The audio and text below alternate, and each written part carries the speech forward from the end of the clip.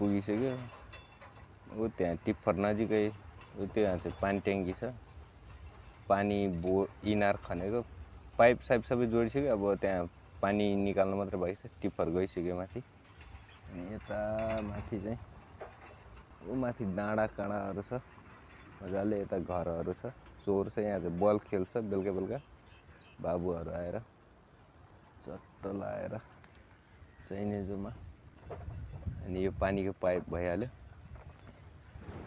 अनि यहाँ चाहिँ ढुङ्गाहरू छ, घाँस मजाले पलाइरह, चोरहरू भइरह। यता घाँस पनि हरियाली भइरह। ओ त्यहाँ पनि छ, तल पनि पानी ट्याङ्की। ओ त्यहाँ एउटा छ।